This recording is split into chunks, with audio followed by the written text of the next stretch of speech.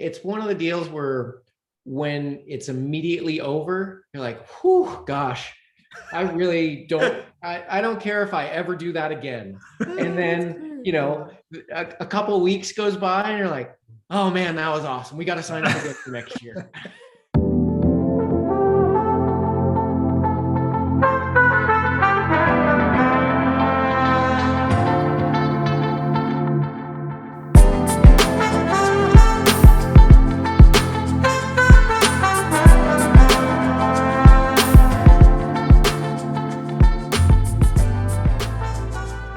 RoadScholars Live, fresh brewed and air cooled with Cam Ingram. I'm your co-host, Ray Shaffer, the former GM of Brumos Porsche, racer and speaker, now flying the flag at Porsche Classic USA. My co-host is Cam Ingram. He's the owner of RoadScholars. He's a multiple Concours winning restoration expert, author, and speaker who this year is going to be driving up Pikes Peak for the first time. We're both two passionate Porsche people whose work requires a daily drive down deep tracks of Porsche history and heritage. And today that means we're talking with the youngest person ever to finish the Le Mans 24 hours. Of course, I'm talking about Gunnar Jeannette. Cam, how excited are you? I'm pumped. I mean, this guy is a living renaissance man and so talented at everything he does. It makes me sick. So I can't wait to introduce the world to this guy, and his stories are going to be unbelievable. No doubt. I mean, he starts racing in historic sports car racing at the age of 16, and by the age of 18, he's at the Le Mans 24 hours as his debut there. And he's born and raised with Porsche in his bloodlines. I mean, he's seemingly raced everything and with some very notable co-drivers nonetheless. Turns out he's also an avid extreme sports enthusiast who's got more than 1,500 skydives to his name. Of course. And yet, his Instagram account simply states that he plays with cars and flies stuff. And Cam, we both know that Gunnar brings a great deal more than that to the fresh brewed and air-cooled table. So let's get to it. Let's do it. Well, Gunnar, welcome. It is great to have you here with Cam and I today. Thanks so much for taking the time to join us. Yeah, absolutely. Happy to be here and looking forward to chatting with you guys. Well, thank you so much. Road and Track Magazine, right before Rennsport Reunion, the most recent one, did a story. And in the headline, they referred to your dad, our friend Kevin, as American motorsports royalty, stating that everyone from Paul Newman to AJ Foyt drove for this Porsche legend. And of course, you're the co-driver to many of those famous names. So we got to talk about, I believe, starting with your dad, because you basically were born into the racing idea. In fact, I know Gunnar Racing basically set up what you were going to pretty much do with your life, right? Yeah. Funny story. So the first Gunnar in the family was actually a dog. So there was a dog before there was the business, then before me. But man, it was a good looking dog. That's a good story. I don't think I was not aware of that. That makes a lot of sense. Yeah. I never heard a lot of people ask that. Well, were you before the business or was the business before you? And it's like, well, actually the dog was first. It's a fair question. We love animals, so perfect. I'm glad you set the record straight on that one. Yeah. But of course, your dad, Kevin Jeannette, has been crew chief and builder and restorer for Porsche racing cars going back into the 1970s. Time with the 917s, 934s, 935s, of course, 962, giving the 962 its first Daytona 24-hour win with chassis number 104 back in 1985. And of course, building some pretty cool cars along the lines of the G93 and the G99. Of course, not to mention the open top 962 known as the 966. Yep, absolutely. Yeah, I mean, to elaborate on that a little bit, I mean, my entire life has just been around cool cars and, growing up at the shop in the summertime. That's what we would do. You just go in the museum and sit in a 908 or 962 and just, play race car driver. And then when the actual races were going on, we'd get to go to Daytona and Sebring growing up in West Palm Beach and just hang outside the fence, wishing that I was old enough to get into the hot pits. And then, when I got to be, I think about 14, you just sit on the pit cart and just go in and just hope that the Daytona security Gestapo didn't, grab you off and throw you out. So Gunnar, when did you know you wanted to be a race car driver? I mean, growing up in your father's shop and whatnot, when did it dawn on you that this was going to be something that was going to be a major part of your life? It's funny because I never like really grew up wanting to be on the driving side of things. Um, you know, I grew up around especially Derek Bell, Brian Redmond, John Paul Jr., guys like those that drove for my dad. Um, and in those summer months, we always had a little 5 horsepower Briggs and Stratton go-kart, and you do as many laps as you could around the parking lot, and then you go the other way, and then when that got boring, you'd wet it down and then do that. But yeah, I never really did any racing. And the sort of carrot for my dad when I was 15 was that he had 4 of the form car Formula Vs, and they hadn't run in about a decade. And he said, hey, if you and one of your friends wants to get these things running, we can bring them out at the next play day out at Moroso, or PBIR now, and you can drive it. I was like, oh, okay, well, that's fun. So we spent a couple months going through these Formula Vs and rebuilding the drum brakes and the gearboxes and carburetors and all that stuff. And yeah, so that day driving those, and then Champion Porsche was up there also, and they brought a Boxster there, and it was when the Boxster was like brand new. And at the very end of the day, my dad came up to me and said, hey, do you want to go for a ride in the 904 with me? And I said, no, why don't you go for a ride with me in the Boxster? So he rode right seat with me, and I showed that I had some natural ability, I guess, and that was kind of the start of it all. Wow. Yeah. Was there a formal from that point then, was there a formal training process where there was ever a conversation where your dad said, well, if you want to go racing, we need to get you through a Skip Barber or something like that? How did that all happen? So pretty much right after that, it was, if you get straight A's on your next however many report cards, and I was a junior in high school at the time, I would get to go do a 3-day at Skip Barber. And so the first, 3 semesters of school, got straight A's and got to go to Skippy school at Sebring.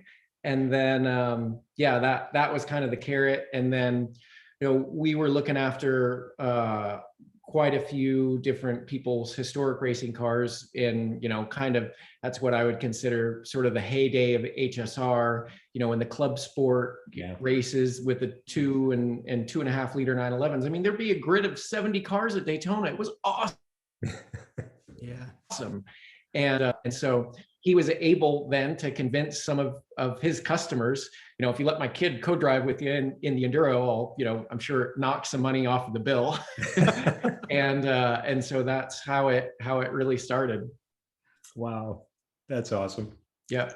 I remember those HSR days. Those were the glory days. Gunnar, do you think that experience in the shop, working in the shop, kind of has helped you? Because I've been around you at the track, and I think you're different than some drivers in the sense that you have fundamental understanding of mechanics and car setup. Do you think that was something that aided you? Yeah, absolutely. I mean, I would say I'm at least a little bit mechanically inclined. Throughout the years, probably when I was about 10 or 11, summers were working in the shop, doing, the grunt work, the grinding rust off of everything, being inside of the car in a rotisserie, getting, shards of wire wheel coming out and getting stuck in your face. In the summer of South Florida, it's 100 degrees outside.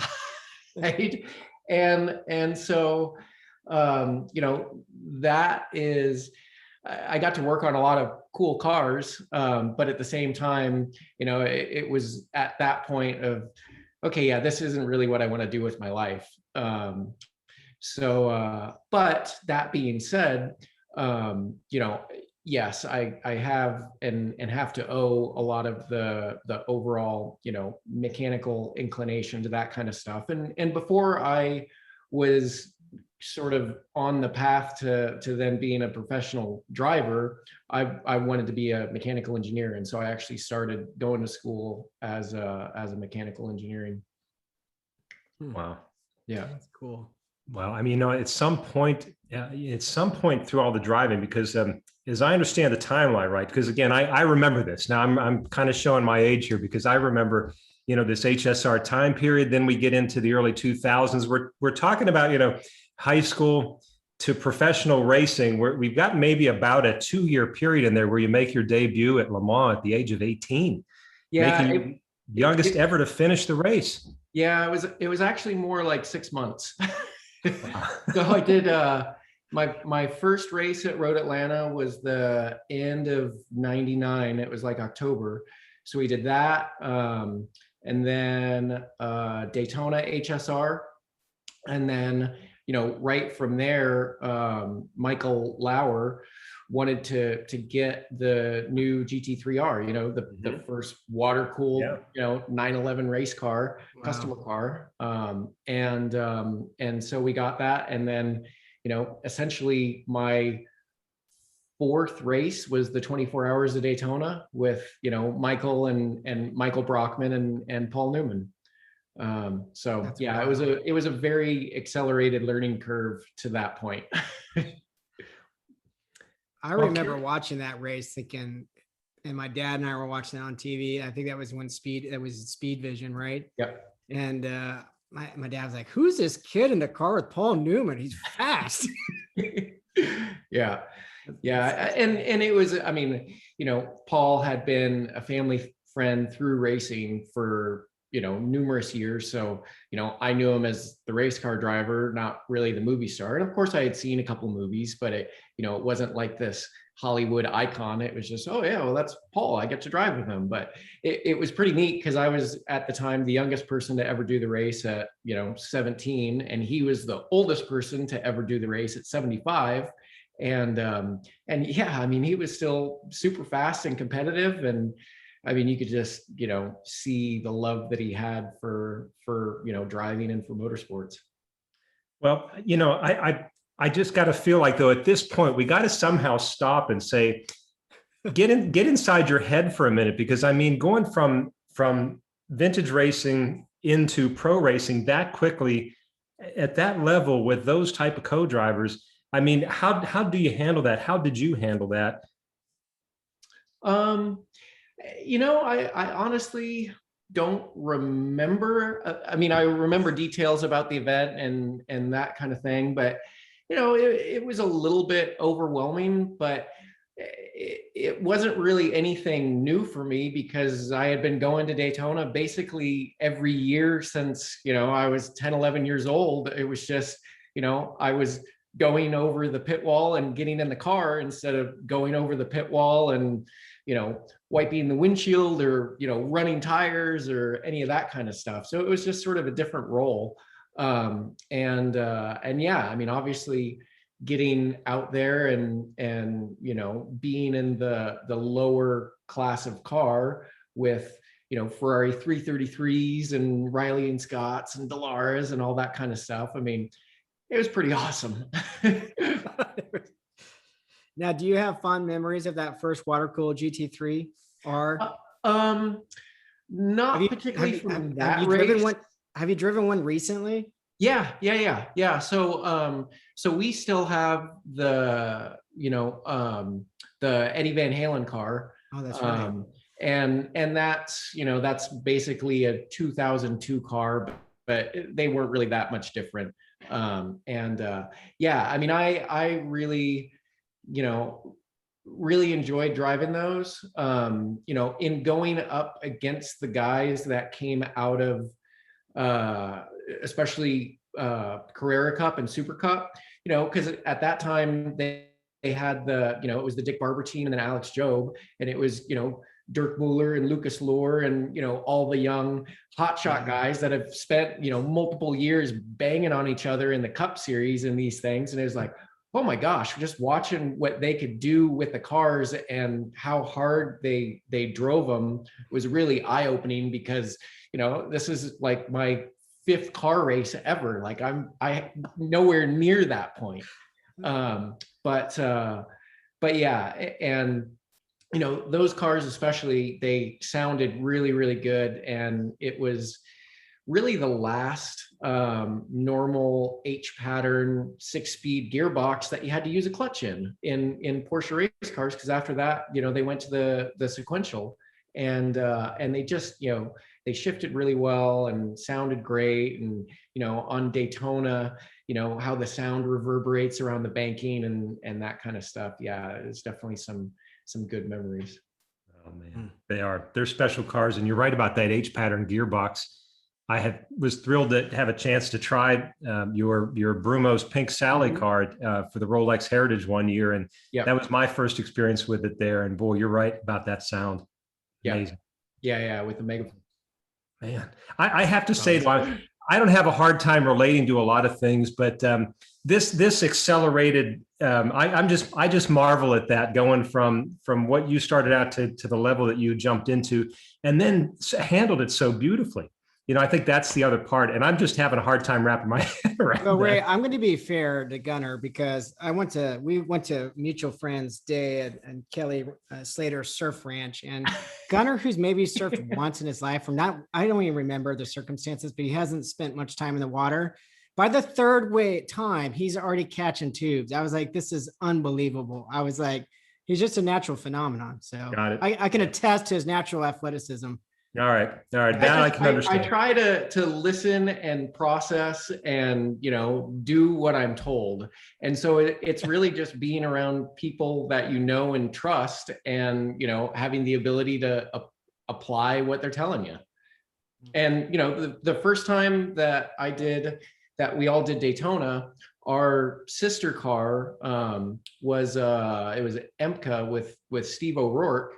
And, you know, Derek Bell and Tim Sugden and those guys are driving that car. So, you know, you want to talk about having a great person to learn how to do a 24-hour race. It's like, you know, I'm listening to Derek Bell.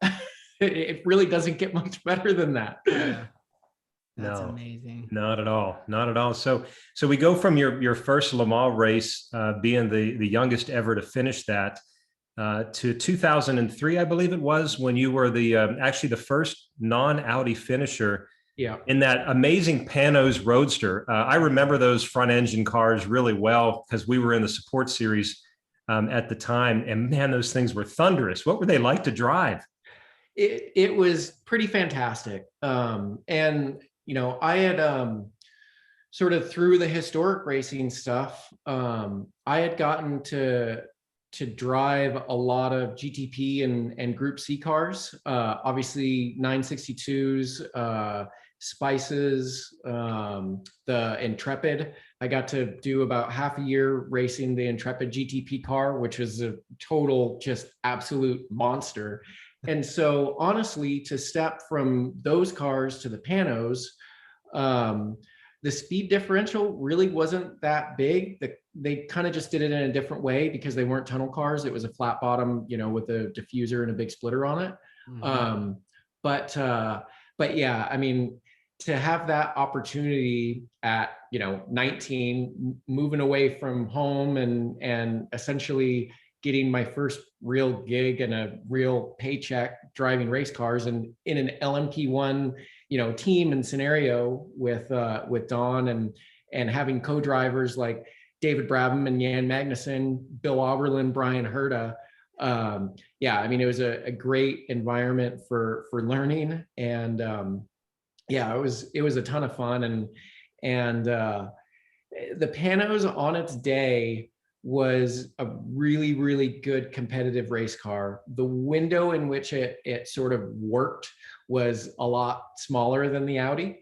And I mean, you look at Audi and obviously Yost and the amount of effort that they put into that program and budget. And then, you know, you watch a 3-minute gearbox change happen at Le Mans. And it was funny. Years later, I've now gotten to drive a couple of the R8s. And the very first lap out of the pits, it's like, oh, this is why. Like, I know now why, we basically couldn't compete unless Audi shot themselves in the foot, because the car is just so good. But the Panoz, especially, what they were able to do in beating Audi on multiple occasions, and just especially at Le Mans, the fanfare, all of the Danish guys, every time the car would go by on the front straight, there'd be people basically doing the wave and, air horns going off and all sorts of stuff through the whole 24 hours. And so the following that car had was really, really special. And I mean, the sound it made was unlike anything else, and it sounded so good, and you felt it when it went by. It wasn't just a sound. Yeah, that's right. That's right. That's killer. That is so killer. I love the detail about the Danish fans going crazy. That's great. Yeah. In that actual race, we had been back and forth both with the Courage of Jean-Marc Gounon, who's sort of he's a French guy, so obviously in Le Mans he's kind of a big deal, and the Dome of Lammers, and so we knew it was going to be tight sort of there at the end, and we had like just an absolutely perfect race. The car ran faultlessly. We really didn't have to do anything to it for the whole 24 hours. And like, I was kind of working out the stints, in the mornings, like, okay, I just got out. Ollie's going to be in for a double. Max is going to be in for a double. And like, I was like, oh, that means I'm going to be the one that finishes. Do I really want that weight on my shoulders? And so I went and talked to our engineer, and I said, look, if you want to put me in, I'm good. I want to do it. And he said, yeah, okay, we have the faith in you that you can do it. And so, the whole last hour of the stint, we're sort of back and forth with Gounon in the garage for, first non-Audi. And I remember going down the front straight, and there's a couple of big screens sort of around the track, and, grabbing gears, and I look up at the big screen and it's me. I'm like, oh, cool, we're on TV. Don't screw it up because everybody's watching. This is priceless. But yeah, to cross the line and have the best ever finish for Panoz at Le Mans, and with that kind of finish, because Bentley won that year. It was Bentley, Audi, us. And the Bentley was basically just an Audi. So yeah, that was definitely one of my fondest moments in motorsport. Oh, that's cool. Yeah, that's really cool. Well, we get to, I want to say most recently here in Atlanta, you took home a class win at the Petit Le Mans. And how does that event, of course, not as long and all that, but how do you rate or compare the competitiveness of the Petit Le Mans on a track like Road Atlanta to the 24 hours of Le Mans? I would say in a lot of regard, Petit is harder. At Le Mans in the 24 hours, now I think they're starting like 60 or 61 cars maybe, but it's an 8.5 mile long track, right? With lots of straightaways. So the racing is still fierce and very good, but there's a lot of places to pass. And a place like Road Atlanta is much more difficult, having 50 cars out there with the speed differentials. Road Atlanta at night after a race has been going on for 9 hours, you're turning into the S's, and even a GT car now is just about flat going down into the S's in 4th, 5th gear. Yeah. And it's just, that particular turn in, if you're off by, milliseconds, you're either going to be too early and pop the curb, or too late and really have a bad day because you're going off the track. And then, throw in multiple classes and all that kind of stuff. I just find, Atlanta super challenging for Petit, but also extremely boring because I mean the track is just, it's so cool in the first place, and then you throw in an endurance race, and especially racing at night there, and the fact that the season normally finishes there, and so the stakes are even higher. Wow. Yeah. That's killer. So tell us a little bit about WeatherTech. Where are you talking from today? I am talking from my living room in wonderful Downers Grove, Illinois. Oh, nice. Yeah. So yeah, I through historic racing and current racing, I knew Cooper, but we never really hung out much or worked together or anything. And then through the marvel of the driver ranking system, I became a silver. And a couple months before, David McNeil had got a couple of the RS Spiders from Christian Zugel that we looked after. And so we sort of did, day at the track, showing them, the cars and, just basic how to drive them, that kind of stuff. And so just kind of reached out to him at that point and ended up, getting a drive for him, first with Alex Job Racing in the Porsche, and then with Riley in the Mercedes, and then Scuderia Corsa and the Ferrari stuff. And then, got to drive a bunch of historic cars and go over and do the Tour Auto and the RSR a couple times, which Cooper and I won overall one year, which was really cool. And then, yeah, sort of out of the blue, David offered me a position inside of the company.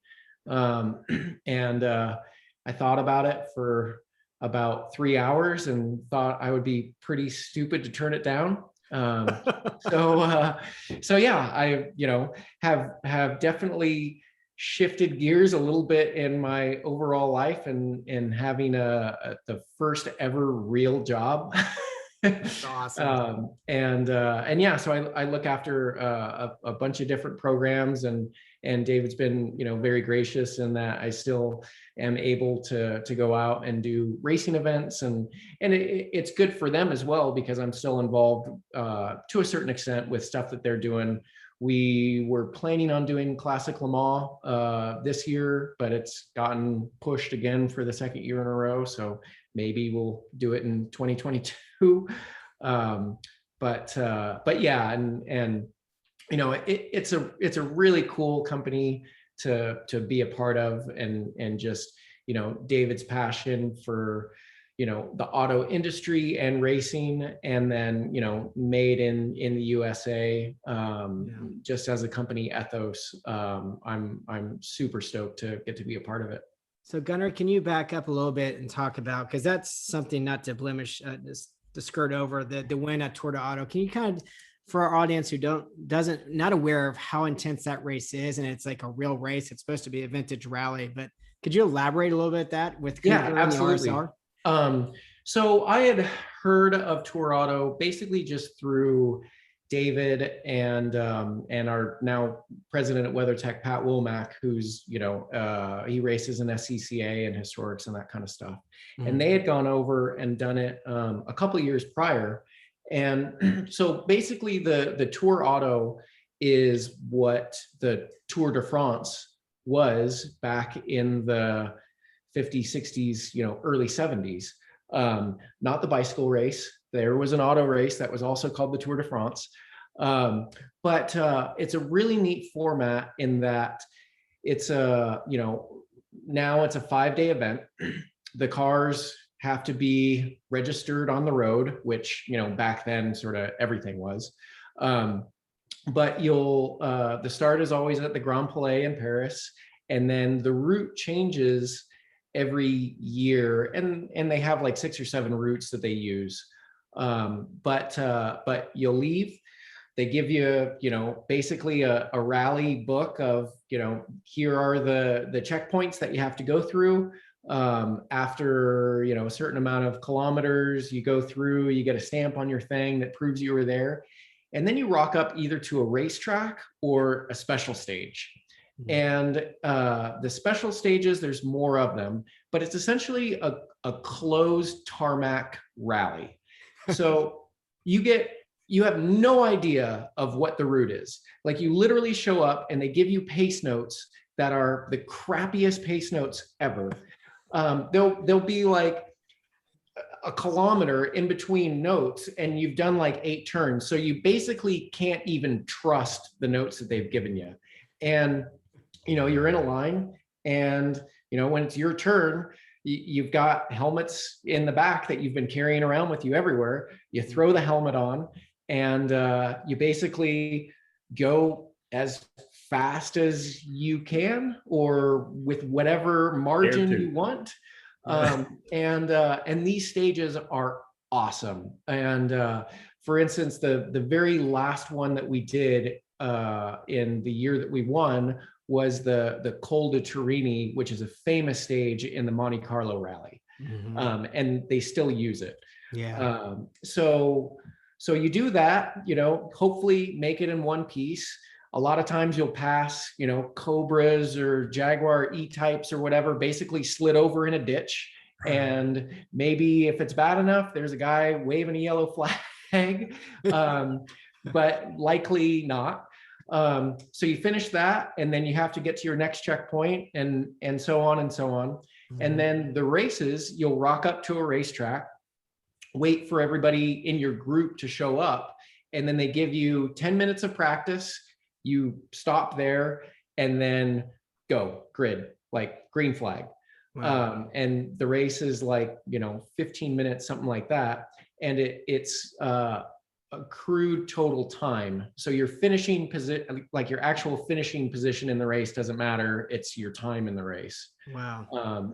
And so basically 5 days of that through, really cool old historic towns, through the Alps, through the Pyrenees, and the towns that you go through, because the route has been published, you'll have all these people on the side of the road, like just camping out and cheering as the cars go by and waving their favorite manufacturer flags and just that sort of thing. And it is definitely one of the coolest experiences that I've ever had in a race car. Wow. And it's one of those things where, basically every day you're in the car from 8 to 12 hours, we did it in a 1974 RSR, which is, as far as it goes, pretty comfortable. I mean, there's people that do it in legit GT40s.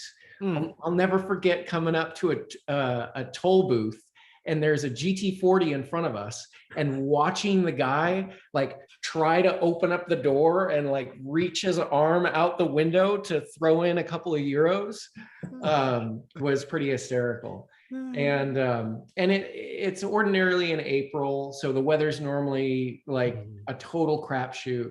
And yeah, I would highly suggest anybody with a cool, historically significant car that just wants to have a really interesting experience to look at the Tour Auto.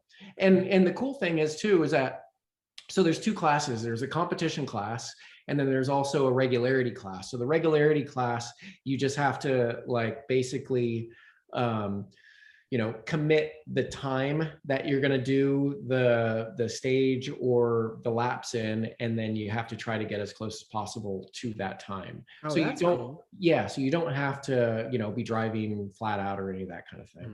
Wow. So, yeah, super special experience. Man, what a description. I mean, as you said, this is a piece done just like it was back in the day. And Cam and I have talked before. We talked to Brian Redmond. We talked about the Targa Florio 1970. We talked about all these great events. And then, of course, we always say, don't just go meet your heroes, get to know your heroes. And it sounds like the Tour Auto is really a way to do that from an event and a machine standpoint. Yeah, absolutely. And the whole Peter Auto organization, they do a really good job putting it on and getting people involved and that sort of thing. It's one of the deals where when it's immediately over, you're like, whew, gosh, I really don't, I don't care if I ever do that again. And then you know, a couple of weeks goes by and you're like, oh man, that was awesome. We got to sign up again for next year. You forget all the bad memories, and all of the good memories just become even more fun. I'm loving this interview because every time you get really into a good point in one of your stories, the stormtrooper and big wheels pops up right behind you. And it's just like, it's like priceless. Yeah. That's awesome. That's awesome. Well, it's obvious to me from listening to you describe your experience in your career so far that you're a fast study, you're a quick learner, and you apply what you see when you take the right things and apply all that. So I'm curious, when you are working with your co-drivers, you've coached some folks that we know, some friends, and you've done well with that. How do you lift others to a higher performance level to the point where, recently you ran HR1, your dad and your team did a beautiful job of running the 962 HR1 with previous Daytona IMSA history winning there to a classic 24 alongside what I call Rodrigo and the Bells. Yeah. Yeah.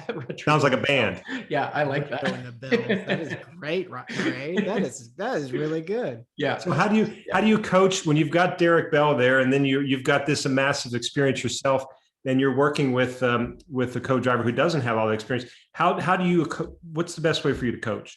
Well, first of all, I want to be totally clear in that I was definitely not coaching Derek or Justin Bell. They have way more experience than I do, and I was just hoping to learn as much from them as possible. But yeah, on the other side, it's like, a guy like Rodrigo, he's been an enthusiast for a long time and has raced in lower categories and that sort of thing. And so first off, it's really just figuring out overall expectations and goals, because if somebody just wants to go out there and be safe and have a good time and enjoy the car, then obviously it's going to be a different program than somebody that goes, I want to get to Le Mans. I want to be the fastest bronze driver possible. And, then it's like, okay, you're going to basically push them to their limit. And a lot of times getting them over their limit to see what they can, achieve and deal with and how they react. Because, if you want to be serious about this sport, one, I mean, it's a huge amount of effort that you have to put forth. And then secondly, you just have to figure out the best method for teaching, because everybody's a bit different with that regard, and so it's really just finding what works with the people in order to get the knowledge across of not necessarily how to do something, although that is important, but why. Yeah. So many people, include the why, and the why is a lot of times even more important than just the mechanics of do this way. And so, yeah, I mean, I try to, get as deep into that as possible. And then, talking about it on a way more, deeper level, the whole, conscious thinking mind versus subconscious thinking, talking about being in the zone of a sport where stuff happens naturally. That is the point where you're operating at your highest level, because you don't have to think about it. It's just instinct at that point. And so that is absolutely the hardest part with working with different people, is trying to figure out how to get them to the point where they can sort of tap into that. And, that's just a lot of experience and work. You got to do the work, as they say. Yeah, absolutely. So, and in that regard, driving modern cars is way easier than driving old cars, because with a car with ABS, you just stomp on the brake pedal, and as long as you haven't gone too deep, like, the thing's gonna figure it out, and then you bang the downshift paddle a couple times, and there's a lot less art to driving and endurance racing now. The overall requirements are different, because a lot of the modern endurance races are just sprint races where you can't have a mistake. Yeah, yeah. I think this brings us to a perfect point too, because you are uniquely qualified and experienced to make those statements. And I think what maybe a lot of folks don't know is a special friendship that you and your family has with Miles Collier and the Revs Institute has really given an opportunity to for you to exercise some of the icons of racing's past. And these statements that you're making about the differences of what endurance racers of the 50s and 60s, 70s experience versus today, I just love that you're in this position to really speak to that. Can you talk a little bit about what I'm talking about? Yeah, absolutely. And it's interesting at the Road Scholar Invitational a couple weeks ago. Hurley was sat there, and I sat down with Hurley after getting to drive one of the cars that he raced back in the day, and we chatted about that, because obviously he's still involved with Porsche and the Young Driver program, and just obviously he has a way better perspective on it than I do in the generations and how things have changed. But yeah, I mean, there are the first ride I ever had in a race car was the 908 Longtail that I've gotten to race at Laguna, and just recently was driving in Atlanta, and so yeah, I mean, I've for a good time period grown up around the Collier cars, and so now it's really come full circle with being trusted to drive their incredible collection, and a huge amount of gratitude to Miles Collier and Scott George and Bill Bloom and everybody there for giving me the trust to take out a Martini 917 that's worth how many millions of dollars and is still basically original from its last race at Spa in 1971. Like, it's a pretty special thing for somebody that's grown up around Porsche race cars. Yeah. And yeah, I mean, just the overall character and differences between all of the different Porsche models and stuff throughout the years. If I could choose a generation to be a race car driver in, it wouldn't be this generation.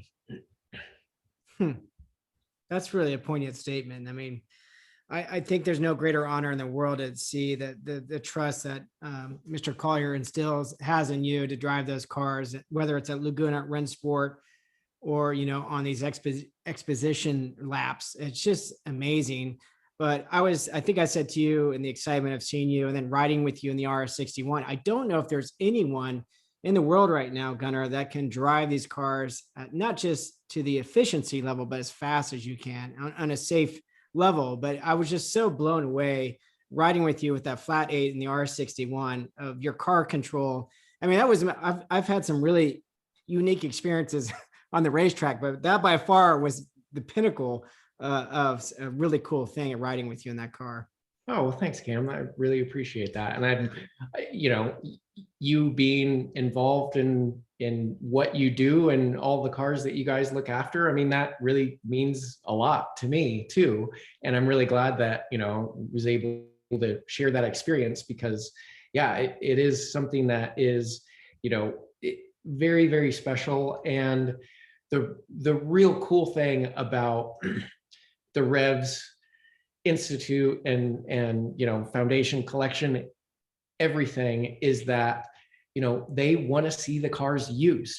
That is what the cars were built for. And okay, yeah, we don't drive them necessarily as hard as they were back in the day, but try to get relatively close to that. And everybody involved with that does such a good job of maintaining as much of the originality of the cars as possible, while keeping them at a level that they are safe to be driven at 9/10 on a racetrack.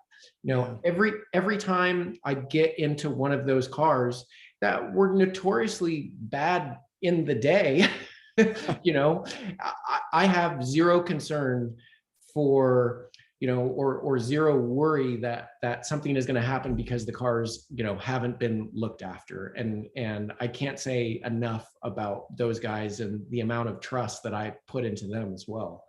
I think what they Revs instituted, we're so honored to partner with them on these events, whether it's the 4Cam Jam or the RS Invitational. But again, his philosophy, Mr. Collier's philosophy of keeping these cars as movement statements that move and seeing them in action, it's just remarkable. We are so lucky as a Porsche community to reap the benefits of his philosophy and action of letting you drive these things around the track. It's nothing short of amazing.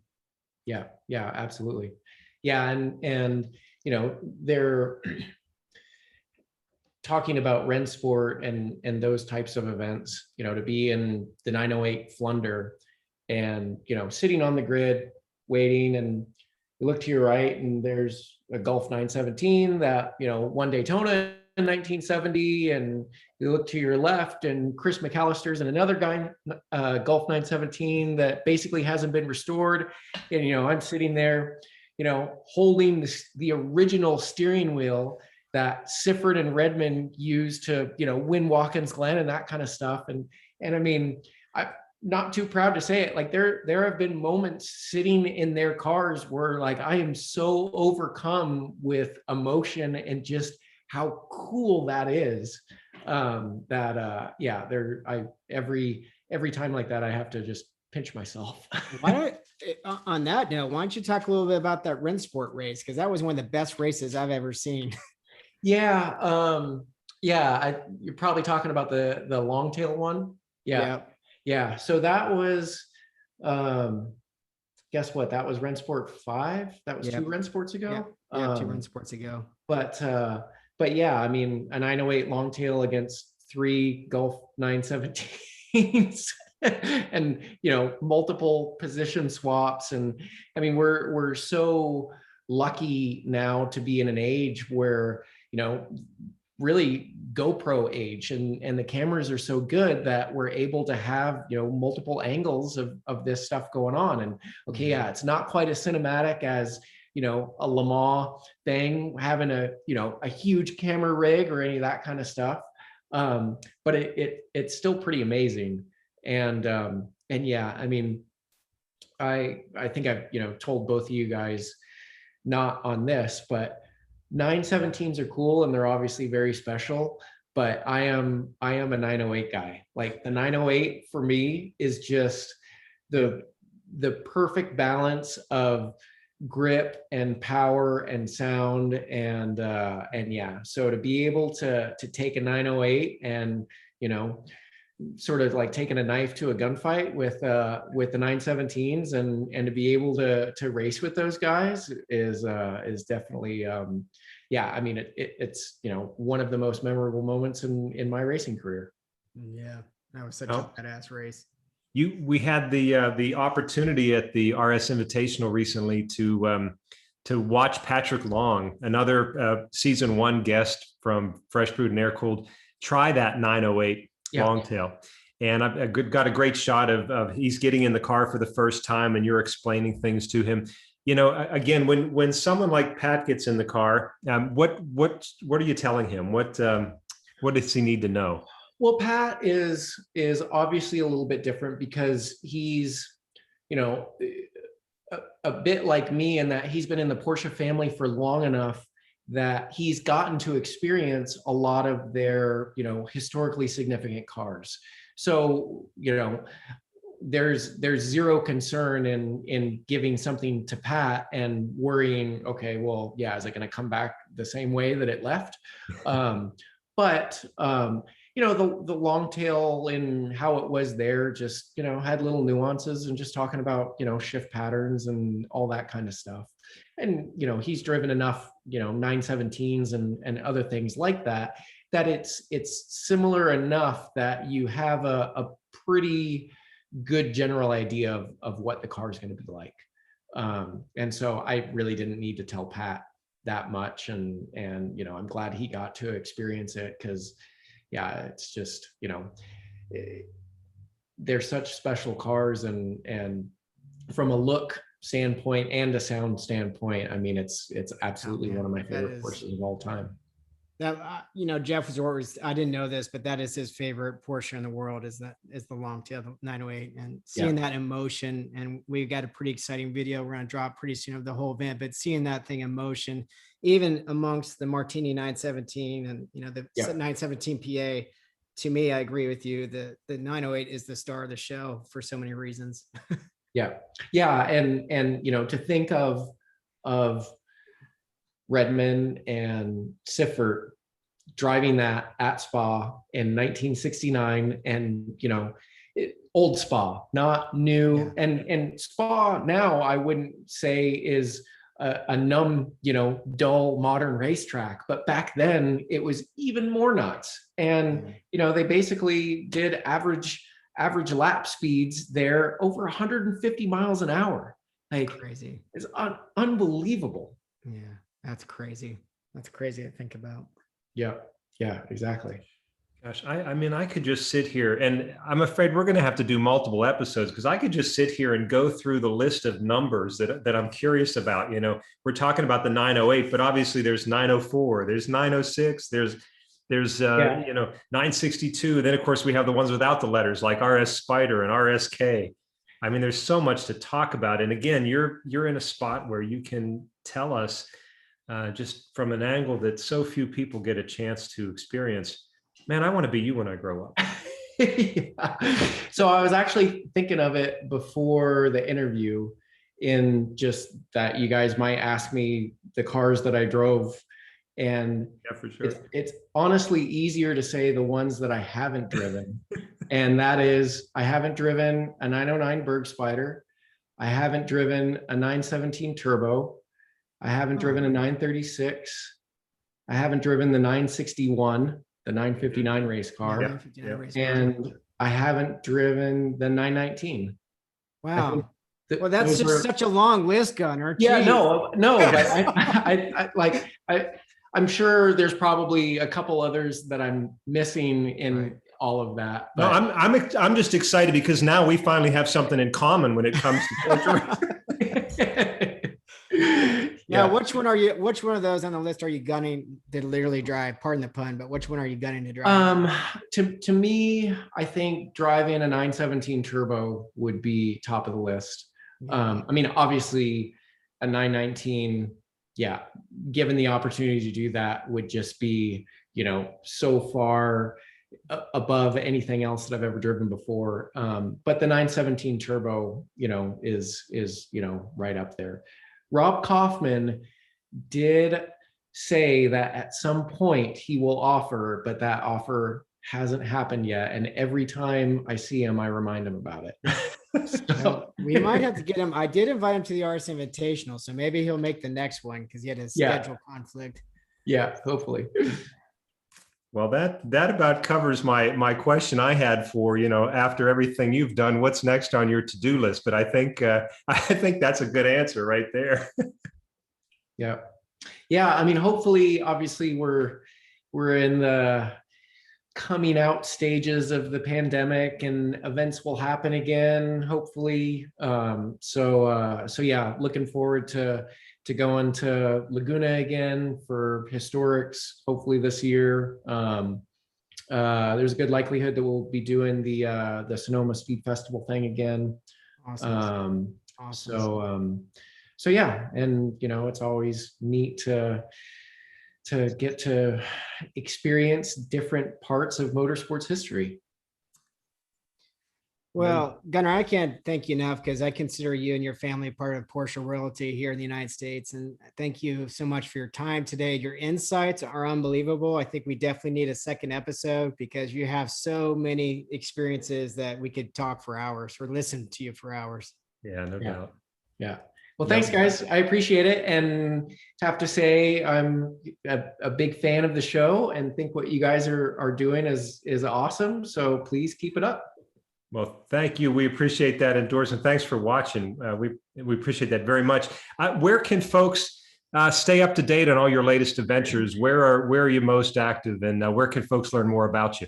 Yeah, so I am in the process of being better with putting things up on a YouTube channel. Yes. So right now I probably only have about like 8 different videos up there, but it's things like driving an Interscope K3 at night at Le Mans and that kind of stuff. So if people are really into this type of thing, find my YouTube channel, and I am definitely going to be putting some more effort into getting content up there that I think and hope that that everybody involved and watching the show will enjoy.